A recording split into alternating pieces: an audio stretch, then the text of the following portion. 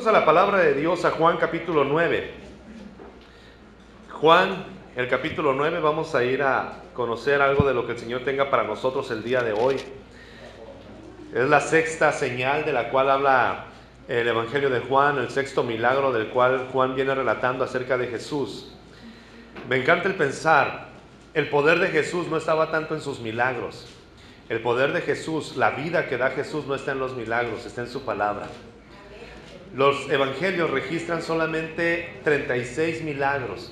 Y uno piensa, Jesús estuvo 33 años en la tierra, pudo haber hecho mucho, pero al menos registrados, que usted diga, este fue un milagro, sin contar donde dice la palabra, y muchos fueron sanados, y muchos recibieron sanidad, y muchos fueron liberados de demonios, pero registrados son 36 milagros. Y el Evangelio de Juan, que es el Evangelio para muchas personas más sencillo de leer, el Evangelio de Juan solamente registra 7 milagros. Qué curioso, 7 milagros, pero del Evangelio de Juan es donde extraemos los versículos más conocidos, como Juan 3:16, que dice, de tal manera amó Dios al mundo, que es el versículo más conocido en todo el mundo. Sean cristianos o no sean cristianos, la gente sabe lo que dice en Juan capítulo 3, versículo 16. Por cierto, hay un libro de Max Lucado que se llama Juan 3:16, los números de la gracia. Usted lo puede encontrar, es muy buen libro, lo lee rápido. Si usted no está acostumbrado a leer mucho, le recomiendo los libros de Max Lucado, muy sencillo para escribir, muy profundo para escribir, pero se lee de una manera muy fácil. Juan 3:16, también está en Juan donde dijo el Señor Jesús, yo soy el camino, la verdad y la vida, y nadie viene al Padre si no es por mí. También en Juan está el versículo donde Jesús dice, yo soy la resurrección y la vida. También está en Juan donde dice el Señor, si alguno viene a mí y bebe, de él correrán ríos de agua viva. Y si usted empieza a reflexionar acerca de los versículos que conoce acerca de Jesús, se va a dar cuenta que la mayoría de los versículos que usted conoce de Jesús están en el Evangelio de Juan. El Evangelio de Juan habla mucho acerca de la palabra de Jesús. También está ahí la declaración que hizo Pedro cuando Jesús les dice, muchos están yendo, maestro, y Jesús le dice a Pedro, si se quieren ir ustedes también, lo pueden hacer. Y Pedro le dice, Señor, ¿y a dónde pudiéramos ir? Solamente tú tienes palabras de vida eterna, nadie más. No es la multiplicación del pan, no es porque levantaste a muertos, no es porque caminaste sobre el agua, no es porque le has dado la vista a los ciegos, no es porque haces a los sordos oír o a los mudos hablar. En realidad, dice Pedro, yo te estoy siguiendo porque he encontrado vida eterna en cada palabra que tú me dices. Y eso es lo que yo quiero. Sin embargo, las señales, como veíamos en algunos domingos atrás, algunos de los milagros, dice, sí servían para que la gente creyera en el poder de Jesús. Como en Juan capítulo 2, cuando él transformó el agua en vino, dice, y esto fue hecho para que sus discípulos creyeran en él. Habían escuchado, estaban viendo, y el primer milagro del Señor se hace convirtiendo el agua en vino y lo reciben con alegría. Pero Juan capítulo 9 nos habla acerca de un milagro que sucede con un ciego de nacimiento. Y lo que gira en torno a la sanidad de este hombre, las costumbres, el pensamiento, las supersticiones, lo que muchas veces traemos en nuestra mente que nos impide ver los milagros de Jesús o disfrutar el milagro de Jesús, creo que es algo que debemos aprender o pudiéramos aprender de ellos. Está conmigo en Juan capítulo 9, versículo 1, dice la palabra, a su paso. Quiere decir que Jesús no iba a ver a ese hombre. A su paso, conforme iba caminando, en el camino se encontró a un hombre. Dice la Biblia, Jesús vio a un hombre que era ciego de nacimiento. Jesús lo vio, se detuvo, y cuando decimos nosotros que Jesús podía haber tenido una aureola y andar caminando y flotando sobre el aire y ser como un espíritu y un místico que pudiera saber todas las cosas, nos perdemos del Jesús de la Biblia. No había una aureola en la cabeza de Jesús. Tampoco era un espíritu que andaba flotando. Era un ser humano, 100% humano. Si recuerdan el estanque de Betesda, Jesús se acercó con el hombre y averiguó cuánto tiempo tenía acostado ahí. ¿Que no es el Hijo de Dios? ¿Que no sabe todas las cosas? Pero también cuando van los ciegos y se acercan con él en la casa donde él estaba hospedado, según el Evangelio de Marcos, Jesús les pregunta, ¿qué quieren que les haga? Esas preguntas ilógicas que pudiéramos pensar nosotros, pero a Jesús le gusta dialogar con las personas que están en necesidad. Jesús lo vio, dice la Biblia, y supo que este hombre era ciego de nacimiento, y sus discípulos le preguntaron: Rabí, para que este hombre haya nacido ciego, ¿quién pecó, él o sus padres? Porque según los judíos, si una persona estaba enferma era porque estaba en pecado. Y si alguna persona nacía ciego, cojo, manco, o salía con alguna disfunción o enfermo en su cuerpo, era señal de que él había pecado o que sus padres habían pecado. Era una maldición que si sus padres estaban en pecado, el niño tenía que pagar esa enfermedad. Esa superstición estaba rondando, pero no es bíblica. ¿Sí me está escuchando? O sea, era una superstición que ellos se habían inventado, pero no es bíblica. Cuando una persona está enferma y nosotros rápido llegamos y le decimos: es que algún pecado has de tener, hermano, algún pecado debes de tener, hermana, por eso estás enfermo. A usted no le corresponde. Pero era la posición que estaban tomando los discípulos. O sea, nosotros estamos cerca de Jesús y no tenemos mal, por eso estamos sanos. Pero ven a un enfermo y rápido es decir: algo está mal en él. Había un vividor allá en una de las ciudades que nos tocó pastorear, que él decía: el ungido nunca se enferma. O sea, el ungido era él, ¿no? El ungido nunca se enferma porque siempre está bien delante de Dios y es agradable a los ojos de Dios. Y cuando alguien venía enfermo y le decía: hermano, ore por mí, el apóstol, el ungido, el charlatán oraba por las personas y las personas no sanaban. Y les decía: es que te falta fe. Tú no tienes fe, por eso no sanas. Tienes que tener más fe y es tu culpa que no te alivies, no soy yo. Cuando la gente sanaba, él decía: es que yo tengo el poder de Dios, por eso sanó. O sea, no era la fe de la persona. Y un día le pegó un dolor en el lado derecho del abdomen. Lo tuvieron que llevar de urgencia al hospital y operarlo del apéndice porque tenía apendicitis.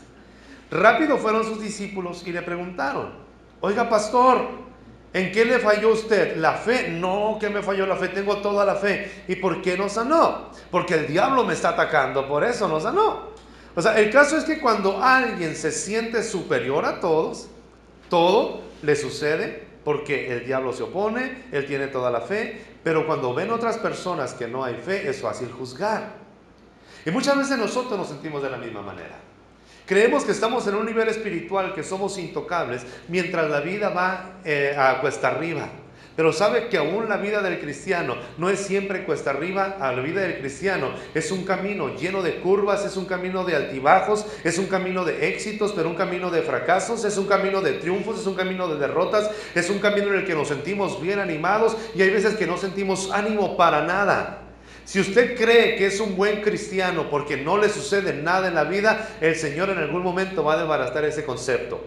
Y si usted cree que no es buen cristiano porque está atravesando por situaciones difíciles, déjeme decirle que Dios le sigue amando, Dios está con usted, Dios sigue proveyendo en su gracia para todo lo que usted necesita, aunque usted esté equivocado, aunque usted esté en error, aunque la economía no vaya muy bien y aunque su salud se esté deteriorando, pero Dios está con usted.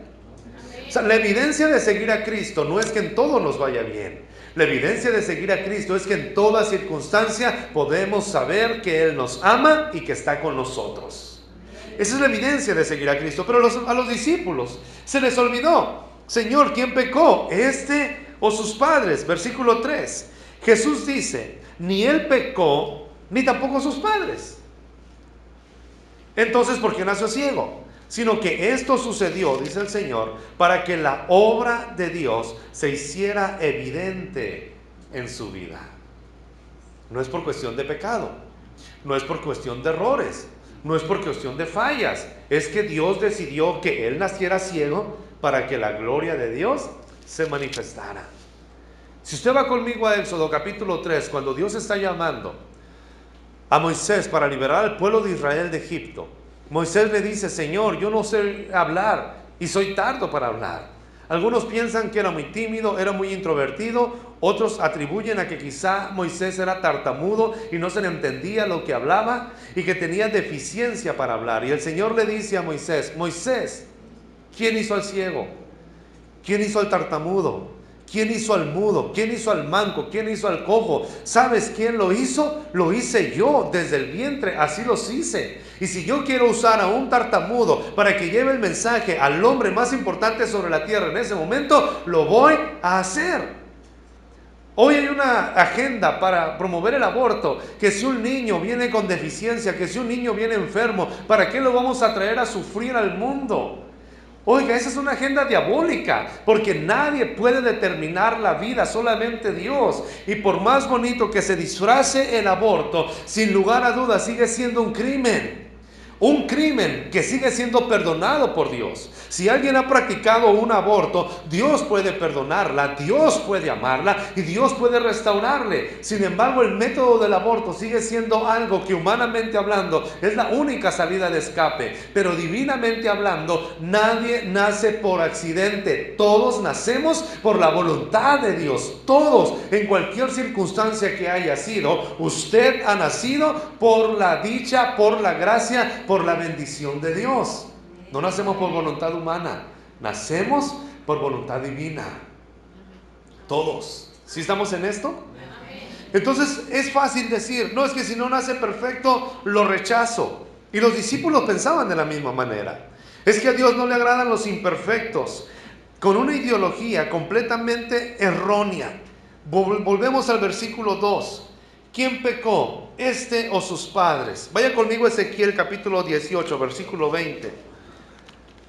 Mucha gente piensa que tenemos que romper maldiciones generacionales por el pecado que hicieron nuestros padres y nuestros abuelos.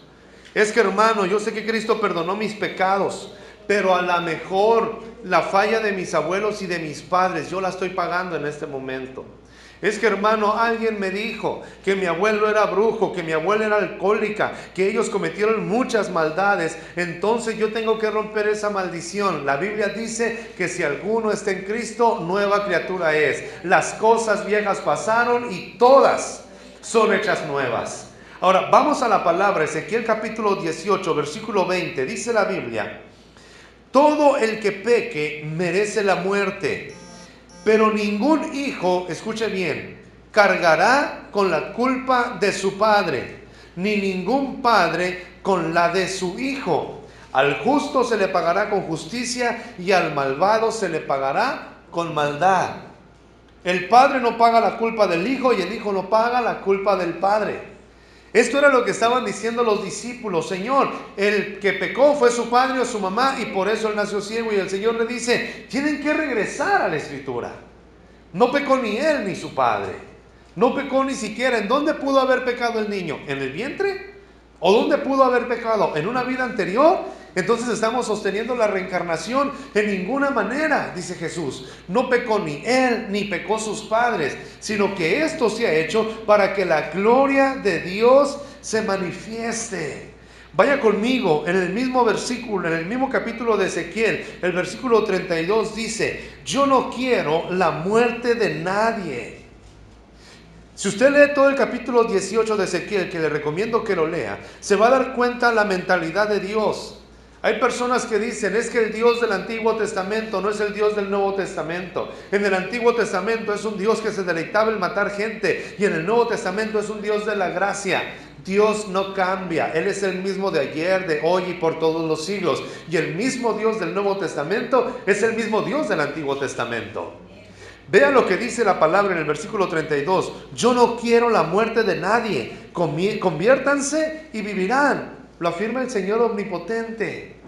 Dios se jacta cuando usted está sufriendo. Dios se alegra cuando usted está en enfermedad. Dios se alegra cuando usted está careciendo. Dios se alegra cuando los hijos se están perdiendo. Yo estoy seguro que no es así.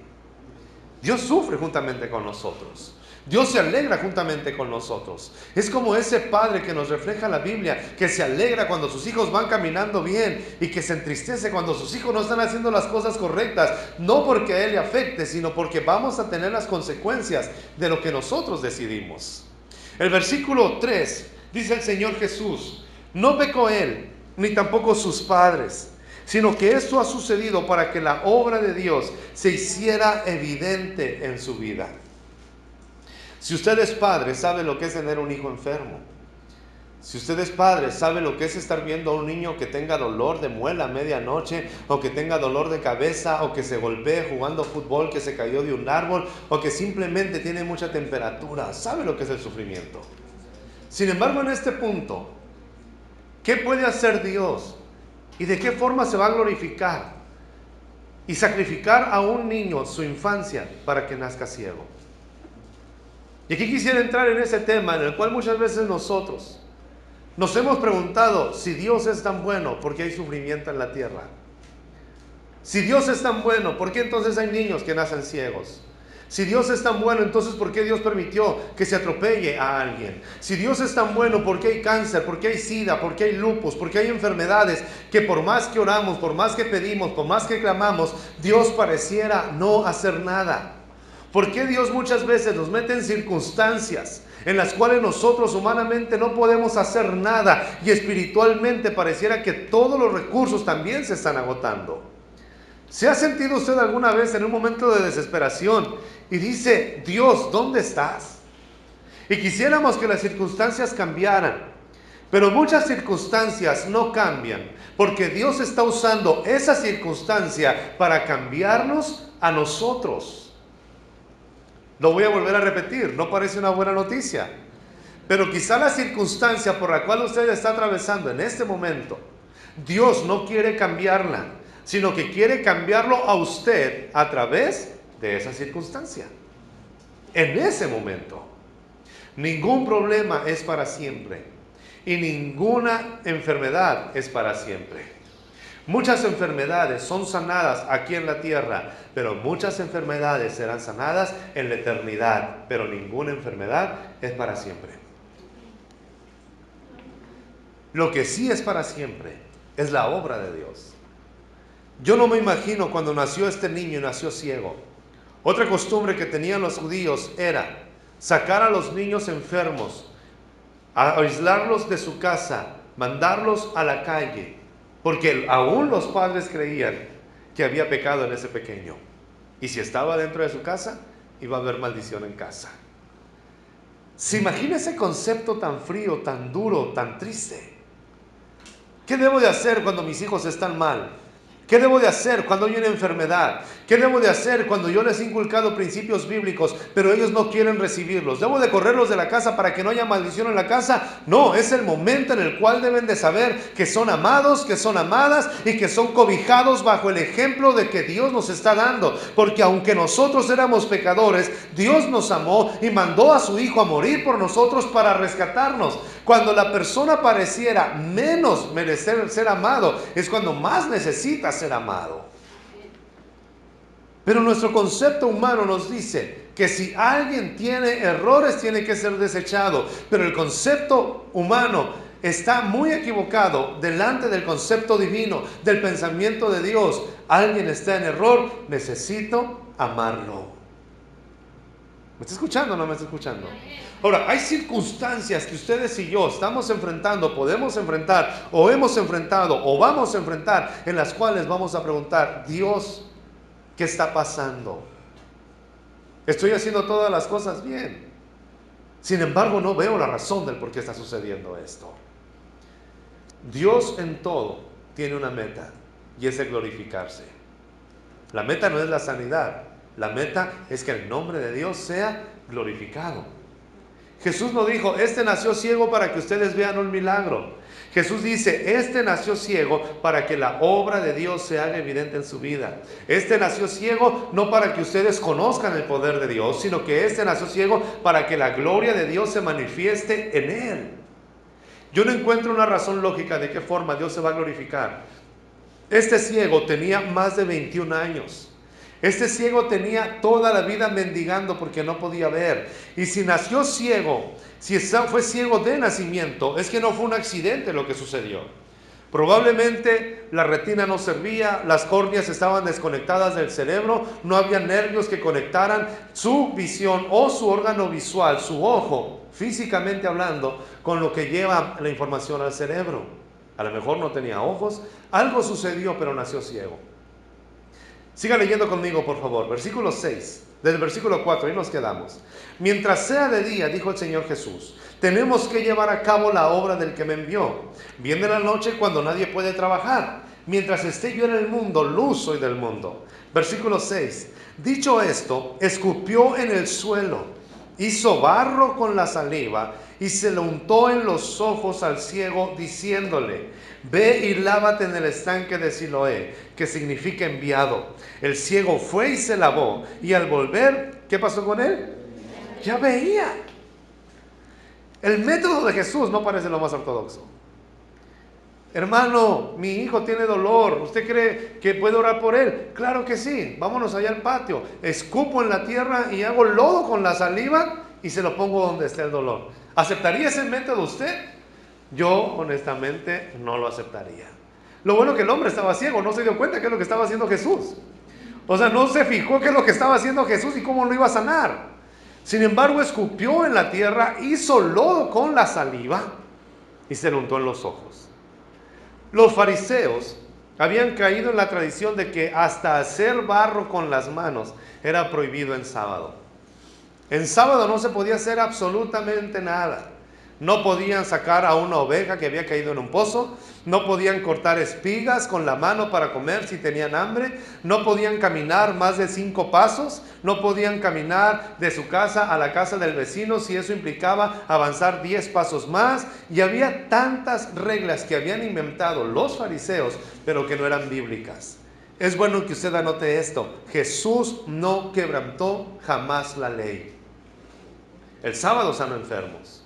Dice Marcos capítulo 6 que en una ocasión Jesús iba caminando con sus discípulos y los discípulos tenían tanta hambre que empezaron a romper espigas de trigo para comérselas, y los fariseos dijeron: está prohibido hacer eso.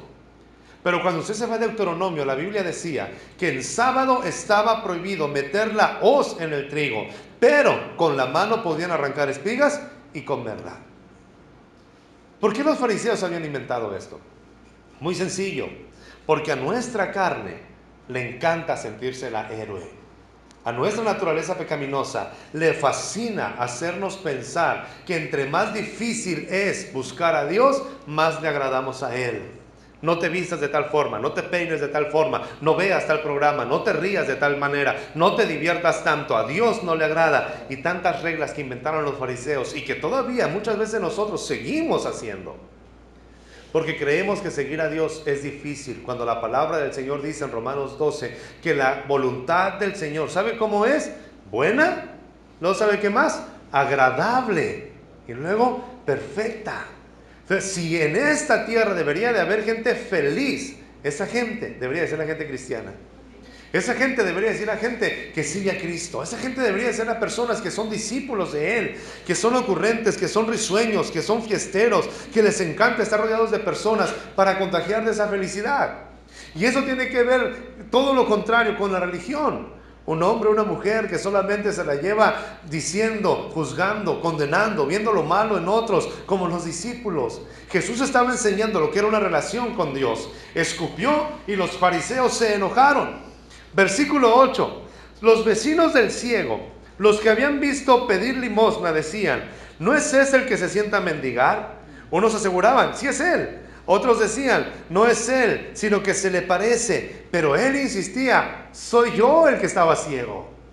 Soy yo el que no podía ver. Soy yo el que pedía limosna. Soy yo el que hizo las cosas. Entonces le preguntaron: ¿cómo se te abrieron los ojos? Versículo 11. Ese hombre que se llama Jesús hizo un poco de barro, me lo untó en los ojos y me dijo: ve y lávate en Siloé. Así que fui, me lavé y entonces pude ver. ¿Y dónde está ese hombre?, le empezaron a preguntar. Y él respondió: yo no sé dónde está ese hombre. ¿Cómo fue el proceso del milagro de esta persona? No fue solamente decir: Jesús, puedes mirar.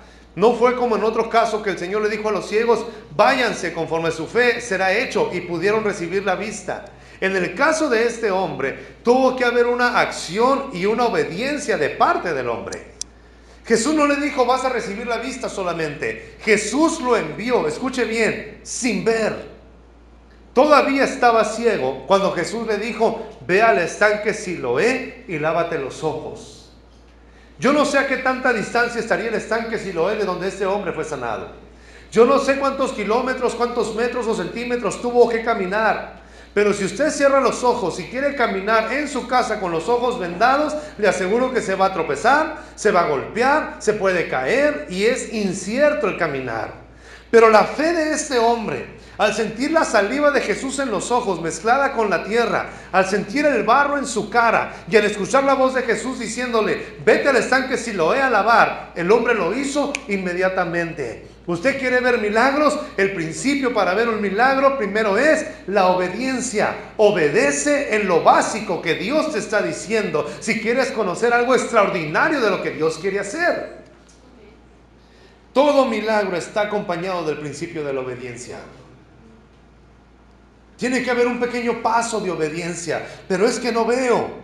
El domingo pasado hablábamos de Jesús. No sé si eres Jesús. Yo creo que eres un fantasma. Veo solamente la silueta. El viento está muy fuerte. Las olas están muy grandes. El mar está muy picado. El viento me da miedo. Sin embargo, si realmente eres tú en la neblina, si tú me dices que camine sobre el agua, voy a caminar sobre el agua. Y cuando Jesús le dijo, ven, Pedro obedeció.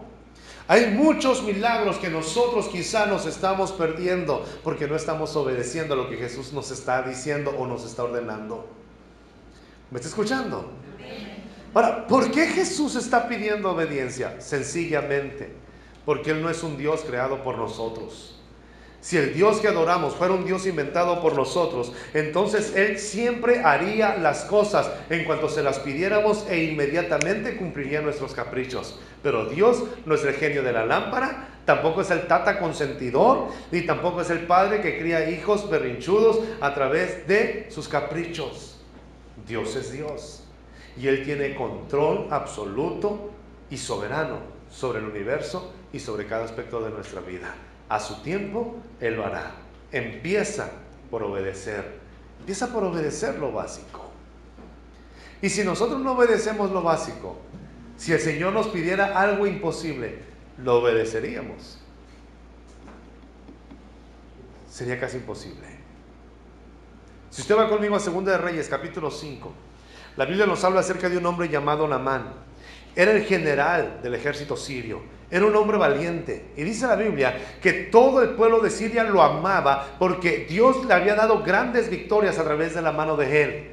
Era la mano derecha del rey, era el hombre más poderoso, era el hombre más estratégico, era el hombre más fuerte, el hombre más valiente. Y la Biblia habla de un montón de virtudes, pero termina diciendo, pero era leproso. Y no podía estar celebrando cuando había una victoria, porque iba a contagiar de lepra a las demás personas. Y no podía estar con su familia para que lo abrazaran, le dijeran que estaban orgullosos de él, porque tenía lepra, tenía un impedimento. Y una criada de él le dijo, en mi pueblo Israel hay un profeta que lo puede sanar. Y después de algunos días de insistencia, él dijo, pues ya no tengo otro remedio, voy a ir a ver a Eliseo. Y dice la Biblia que él llegó con un caballo lleno de plata, otro de ropa, otro de oro y un montón de séquitos siguiéndolo a él. Era el hombre más importante. Llega a Israel, va con el profeta y Eliseo le manda a un criado y le dice, dile al general que se vaya a sumergir al río Jordán 7 veces y así se le va a quitar la lepra. ¿Y sabe qué hizo el general sirio? Se ofendió. Oye, ¿cómo que si allá en mi tierra soy el más importante y llego aquí y ni siquiera sale el profeta? Me envía a un criado, me envía al que hace los mandados. No, yo no me merezco esto. Y luego aparte me manda a sumergirme al río Jordán. Y dice él, en Babilonia hay ríos más limpios, más caudalosos, más bonitos que este río chocolatoso y lodoso. Mejor me hubiera sumergido allá en cualquier río si esa era la solución. Y le dicen los criados, mi señor, no es el río, hazlo. En los ríos de Babilonia no va a haber sanidad. Si en este río te dijo el profeta, es algo tan sencillo de hacer, hazlo. Si te hubiera mandado a hacer algo más difícil, lo hubieras hecho. Es esto sencillo, hazlo. Y Naamán fue y se metió en el río Jordán. Por cierto, el río Jordán no tiene nada de espectacular. El río Jordán es un río muy pequeño, no tiene mucha profundidad y por lo regular está sucio, lleno de lodo. Nosotros encumbramos ciertos lugares, por eso es que los brasileños hacen negocios con la superstición de la gente. Mande su oración, yo voy a orar por usted arriba del monte Sinaí, ahí Dios, y creemos que Dios va a responder porque es el monte Sinaí. Oh, vamos a orar y le voy a vender agua del río Jordán. Y la gente anda pagando miles o millones de pesos para recibir agua del río Jordán. Por Dios, como si esto tuviera poder. Dios, dice la Biblia, que su gloria llena todo el universo y no hay un lugar más santo que otro. Este lugar es santo, su casa también es santa, y donde usted está es santa porque Dios habita en usted. Entonces, el hombre va y se sumerge en el río Jordán. La primera vez no pasó nada, la segunda vez no pasó nada, pero a la séptima vez dice la Biblia que cuando salió del agua, salió con su piel tan limpia como la de un niño. Dios pudo haber sanado a Naamán y haberle dicho, aquí quedas limpio. Sin embargo, Dios le estaba enseñando a Naamán quién era el que mandaba. ¿Quieres ver mi poder? Obedéceme primero. Lo vuelvo a repetir. Dios le estaba diciendo a Naamán, ¿quieres ver mi poder? Obedéceme primero. ¿Quieres ver milagros? Empieza a obedecer. ¿Quieres ver la provisión de Dios? Empieza a obedecer. ¿Quieres ver la mano de Dios? Empieza a obedecer. Es que en todo milagro puede haber un toque de obediencia y lo necesitamos. Si usted tiene el azúcar alta y sufre de diabetes, usted sabe que tiene que cuidar su cuerpo. Sea obediente con el médico. No, el Señor me guarda, hermano. Teníamos una amiga que tiene azúcar y cuando había fiesta ella se tomaba un vaso de Coca-Cola con un pastel de chocolate y ella decía, en el nombre del Señor yo me lo como. Se lo comía. A las 2 horas ya estábamos en el hospital porque ella tenía el azúcar alta y tenían que cuidarla. ¿Será la voluntad de Dios? Y luego decía, ¿por qué Dios no me cuida, hermano? No, es que Dios te cuida. Tú eres quien no te cuida. O sea, hay ciertos parámetros que tenemos que seguir. Mientras Dios no haga el milagro, manténgase obediente a lo que usted le hace bien. ¿Me escuchó o no me escuchó? Y ahí va a ver la mano de Dios después. Naamán fue. Pero quiero centrarme en esto. Naamán regresa con Eliseo bien contento y le dice, Eliseo, te dejo tantas monedas de plata, 30 vestidos de los más costosos, te voy a dar todo lo que yo traía. Y Eliseo le dice, yo no quiero nada de lo que tú traes, regrésalo a tu tierra. No quiero que digas que Dios te está cobrando, vete a tu tierra, yo no necesito nada de eso. Y le dice Naamán, otra cosa Eliseo, yo soy la mano derecha del rey. Y cuando entramos al templo del Dios que adoramos, el rey se postra en mi hombro, se apoya en mi hombro. Y cuando él se postra ante el ídolo, yo también me voy a postrar ante él. Que Dios me perdone si lo hago. ¿Y sabe qué le dice Eliseo? Vete en paz en cuanto a ese asunto. No pasa nada. Aunque tú te postres ante ese ídolo, Dios sabe que tu corazón está en él. Qué dilemas pone Dios, ¿verdad? Hermano, yo no entro a esa iglesia católica, me contamino. Hermano, yo no voy a la casa de mi madre porque tiene un ídolo grandote. Hermano, yo no entro a la casa de mis padres porque tienen adentro una estatua. Y cuando entro siento que me ahorcan, siento que hay una oposición, siento que no puedo orar, ¿sabe qué es eso? Son fantasías. Un ídolo tiene poder si usted se lo atribuye. Naamán se iba a meter al templo. ¿Cómo se llamaba el dios? ¿Dagón? Rimón. El dios Rimón, que era un hombre, la mitad para arriba era hombre y la mitad para abajo era serpiente. Ese dios es el que adoraban y tenían una estatua grandísima y ese dios adoraba a los sirios. Y uno piensa, Naamán va a entrar a ese lugar y se le va a regresar la lepra. ¿Sabe qué le dijo el Señor? Vete en paz, yo sé dónde está tu corazón. Hermano, es que yo no entro a la política porque hay mucha cochinada. Pues es donde deberíamos de estar los cristianos, en medio de la cochinada, porque somos la luz en medio de las tinieblas, ¿o no? Ay, hermano, es que miré a la hermana fulana en una fiesta pagana y se va a contaminar. ¿Y Jesús con quién estaba? Cuando se convirtió Mateo, antes de ser el apóstol Mateo, hizo una fiesta con todos los publicanos y con todos los pecadores, y Jesús estaba ahí. Cuando Jesús llega a la casa de Zaqueo, Zaqueo hizo una fiesta con todos sus amigos y no eran religiosos, y Jesús estaba ahí. Jesús platicaba con las prostitutas, Jesús platicaba con los publicanos, Jesús se relacionaba con los pecadores, y Jesús se contaminó en ninguna manera. Pero ¿sabe qué es lo que nos impide mostrar a un Jesús bíblico? Son los paradigmas que tenemos nosotros. Oh hermano, yo soy tan santo y tan santa que si voy por la calle y hay música mundana, le doy la vuelta a la manzana para no pasar por donde está ahí. Mi santidad me lo impide. Hermanos, ¿a poco la sangre de Jesús es tan débil que el ambiente nos puede contaminar? Yo honestamente creo que no. Al contrario, la sangre de Jesús nos cubre y nos limpia de todo pecado. Tenemos que ser como Jesús. Si usted piensa en Daniel, el hombre que Dios usó y que escribió el libro de Daniel y que recibió las profecías acerca de la venida de Cristo, Daniel era todo un babilonio, aunque su corazón era hebreo. Pero se vestía como los de Babilonia, hablaba como los de Babilonia, comía con los de Babilonia, vivía con los de Babilonia, tenía una casa en Babilonia. Si usted piensa en José, el hombre que rescató al pueblo de Israel antes de que fuera Israel, cuando rescató a los patriarcas y les dio hambre, era la segunda mano de Faraón. José era un egipcio, de tal manera que sus hermanos ni lo conocían. Se vestía como egipcio, hablaba en egipcio, comía como egipcio, se vestía como ellos, vivía en una casa llena de cosas de Egipto, pero su corazón estaba fiel delante del Señor. ¿Cuántas veces juzgamos nosotros a alguien por el trabajo que tiene? Es que hermano, él anda en un ambiente mundano. Tenemos un amigo que lo que hace es contratar, o lo que él tiene es equipo musical y lo contratan en fiestas. Viene un artista famoso y a él lo invitan para que y le pagan, ese es su trabajo. Y me decía una vez un hermano, el hermano fulano de tal, yo creo que no puede estar en la iglesia. ¿Por qué? Porque se contaminó anoche, hubo una fiesta.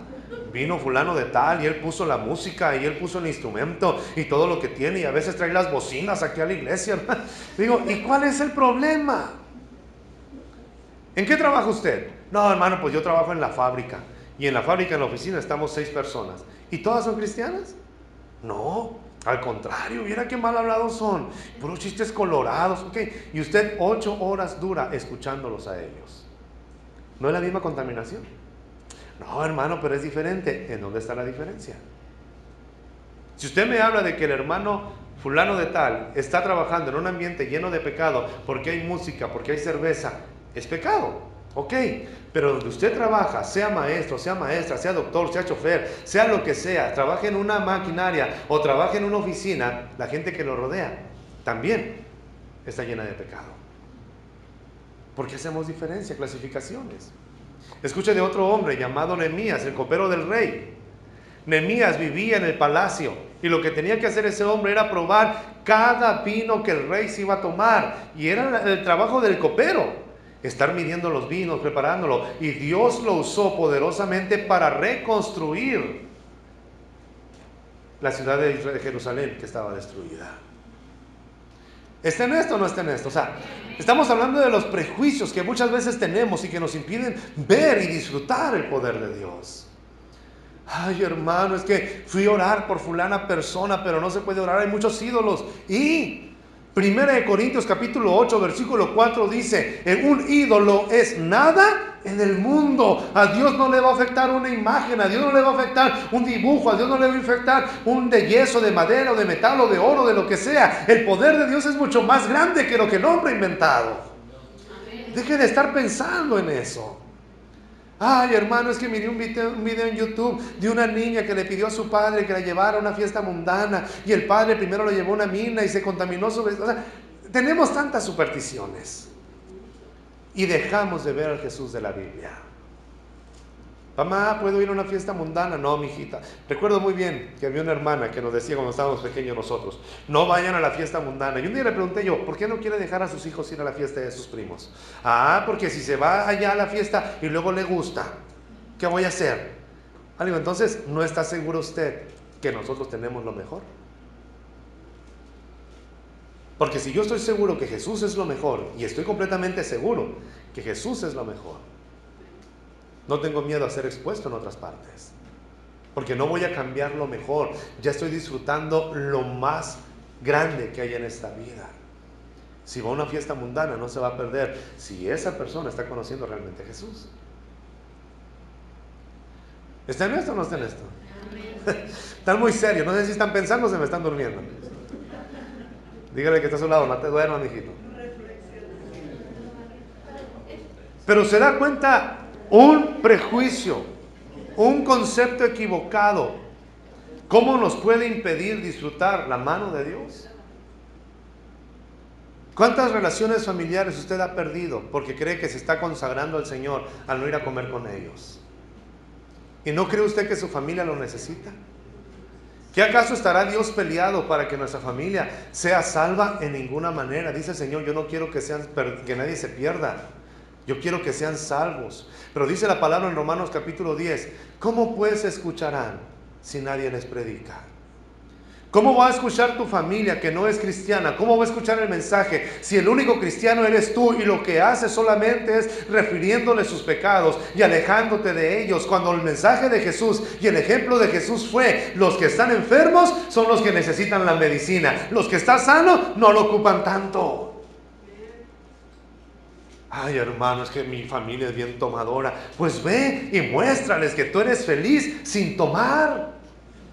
Que no necesitas emborracharte para disfrutarlos, que no necesitas estar embriagado para poder contar chistes, para poder ser feliz, para sonreír con tu familia. ¿Por qué no tomamos ese desafío?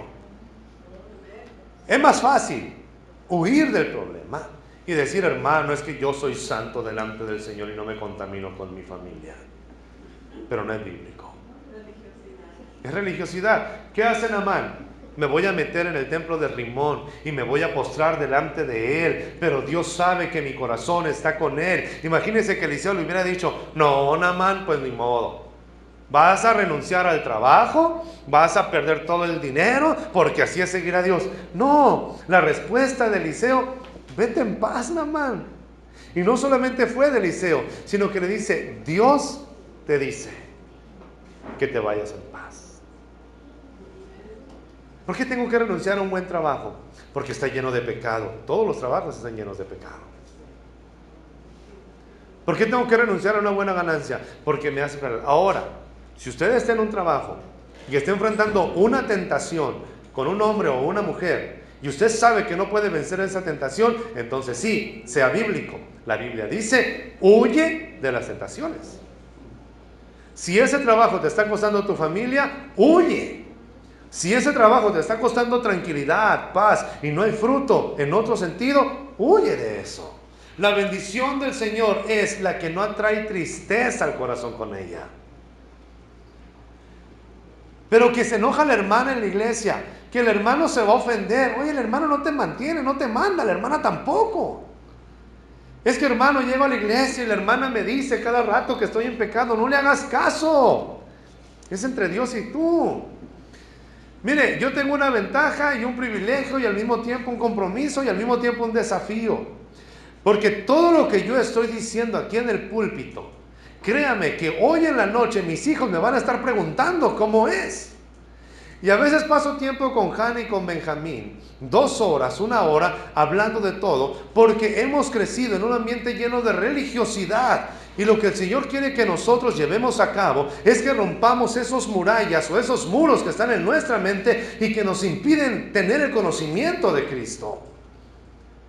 Hay que tener libertad, pero no libertinaje. Pero los prejuicios nos impiden ver la mano de Dios. Y aquí en este capítulo, en los primeros 6 versículos, estamos viendo 3 prejuicios. El primero: pecó él o sus padres. El segundo: no puedes hacer saliva en sábado, no puedes llevarlo a cabo, no puedes avanzar de esta manera. Pero si había alguien que quebraba prejuicios y rompía paradigmas y lo sigue haciendo todavía en este tiempo, ¿sabe quién es? Es Jesús de Nazaret. Tenemos que escucharlo a Él. Una vida cristiana es una vida en abundancia, libre, feliz, plena, no dominada por el pecado, pero tampoco por la religiosidad. ¿Está en esto? Ahora, ¿por qué le hablo de esto? Porque, según el versículo 3 en adelante, agarran al ciego y lo llevan delante de los fariseos y le dicen: este es el que pedía limosna. Y empiezan a interrogarlo. A ver, ¿tú eras ciego? Sí, Señor, yo nací ciego. ¿Y cómo recibiste la vista? Jesús me puso barro en los ojos y me dijo: vete a lavar el estanque Siloé, y fui sano. Algunos fariseos comentaban: este hombre no viene de parte de Dios. Fíjese, decían que Jesús no venía de parte de Dios porque quebrantaba el sábado. No, no puede ser posible que venga de Dios. ¿Por qué? Porque no respeta el sábado, hizo barro el sábado, no puede ser de Dios. Pero si ellos habían inventado esa cochinada, no lo habían ordenado Dios. Ellos habían pensado que ellos eran Dios. No, no quiero ir a tu iglesia. ¿Por qué no quieres ir a la iglesia conmigo? Porque me van a decir que no me ponga pantalón, porque me van a decir que no vaya a la fiesta, porque me van a decir que no vaya al cine, porque me van a decir que no. ¿Sabe que tristemente la iglesia es conocido como la religión del no? Porque no damos buenas nuevas, solamente decimos lo que no se puede hacer. No hagas esto, no hagas lo otro, no hagas acá. Y va a la fiesta, usted con sus primos, y ahí está. No debes de tomar porque la Biblia dice que no debes de tomar. ¿Dónde dice? No, pues no sé, pero ahí dice. Y no debes de bailar porque la Biblia dice que no bailes, es pecado. Y la persona le pregunta, ¿dónde dice que no debo de bailar? Pues a mí me dijeron en la iglesia. Bueno, pero dime bíblicamente dónde dice que no debe de bailar. Y por más que le duela, no va a encontrar un versículo bíblico que diga que no baile.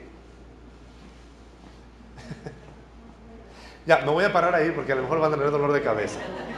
¿Está bien?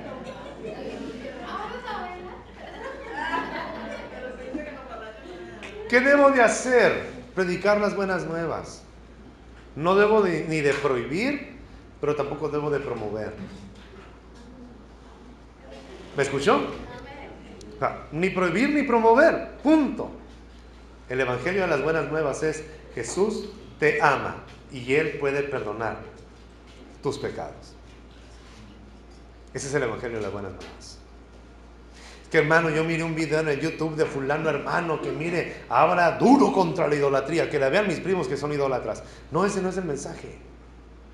Y un brujo que se convirtió, hermano, si viera usted lo que el Señor es, tampoco es el mensaje. Era narco, hermano, y mató a 500 gentes, ¿viera usted? Ese no es el mensaje. ¿Cuál es el mensaje? Que Jesús vino al mundo a salvar a los pecadores, de los cuales dice Pablo, yo soy el primero. Ese es el mensaje. Y si ese es el mensaje y usted lo entiende, usted va a estar en la fiesta de sus familiares sin estarlos juzgando ni acusando, pero cuando haya la oportunidad, sentarse y decirle, Jesús te ama. La gente no necesita otra religión, la gente necesita a Jesús. Y los fariseos dijeron, no es de Dios. ¿Por qué? Porque Él está quebrantando el sábado. Pero otros decían, pero ¿cómo puede un pecador hacer semejante cosa? ¿Saben qué? Hablen al papá del ciego, hablen a los papás del ciego. Llegan los papás del ciego y le preguntan a los fariseos, ¿este es su hijo que nació ciego? Sí es nuestro hijo que nació ciego. ¿Y cómo es que mira? No sé. Tú debes de saber cómo es que mira. ¿Nació ciego? Sí, nació ciego. Pregúntenle a él, dijeron sus padres. ¿Qué edad tiene? ¿Es mayor de edad? Que él les diga. Vuelven otra vez los fariseos y le dicen, júralo por Dios. ¿Cómo te sanó este hombre? Ya les dije, Jesús hizo barro, me lo puso en los ojos, me dijo, ven, lávate, y recibí a la vista. Ya se los he dicho 3 veces. ¿Quieren creer ustedes también en él? Y dijeron los fariseos, ese hombre es pecador. Y me encanta lo que dijo el hombre. Si es pecador, yo no lo sé. Lo único que sé es que yo nací ciego y ahora veo.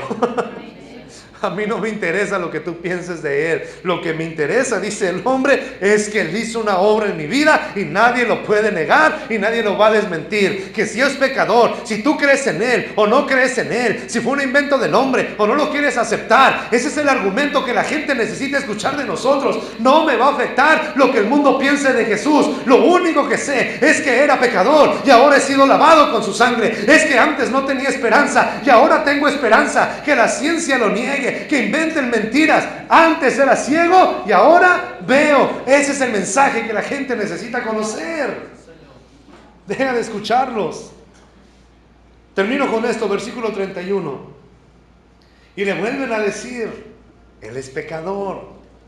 Y el hombre le responde en el versículo 31, sabemos que Dios no escucha a los pecadores, pero sí escucha a los piadosos y a quienes hacen su voluntad. A él sí escucha. Jamás, dice el ciego, se ha sabido que alguien le haya abierto los ojos a un ciego de nacimiento. Jamás, nunca se había escuchado. Si este hombre no viniera de parte de Dios, no podría hacer nada. Y los fariseos le dijeron, ¿ahora tú nos vas a enseñar a nosotros que naciste en pecado? Y lo expulsaron de la sinagoga. Cuando usted cree en los milagros y en el poder de Jesús, va a incomodar a 2, 3 religiosos. ¿Me escuchó? Cuando usted cree en lo que Jesús le está mandando, va a incomodar a 2 o a 3 o a 4, a 5 o a 6 o a 10 religiosos. Pero no puede estarse basando en los prejuicios de otra persona. Sea obediente a Jesús. A donde Jesús le quiere enviar, hágalo. Resumiendo, las maldiciones generacionales bíblicamente no existen. Lea Ezequiel capítulo 18. Si usted está haciendo algo mal en su vida, usted tiene que arrepentirse delante de Dios y pedirle perdón a Dios por ello y cambiar su actitud. Número 2. Hay circunstancias que en este momento Dios no va a cambiar, pero Dios está usando esa circunstancia para cambiarlo usted y para que la gloria de Él brille a través de usted. ¿Me escucha? Número 3. Hay muchos prejuicios que nosotros tenemos en nuestra mente, pero que no vienen de Dios. Si algo no viene en la Biblia, no tengo por qué tomarlo como doctrina. Pero si Dios me está mandando muy personalmente a abstenerme de algo, hágalo. Pero no quiere decir que es una norma establecida por Dios. ¿Me escucha? Número 4. El ciego tuvo que caminar aún sin ver. Por eso la obediencia es fe. Si tú me dices que lo haga, Señor, lo voy a hacer.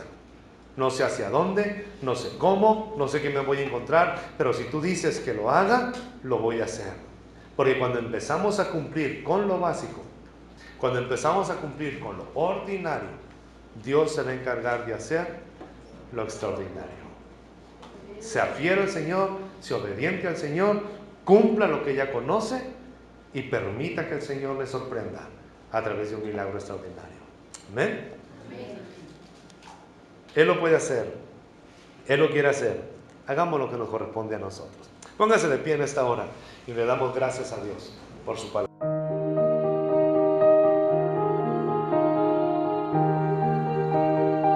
Gracias por tomarte el tiempo y escucharnos durante unos minutos.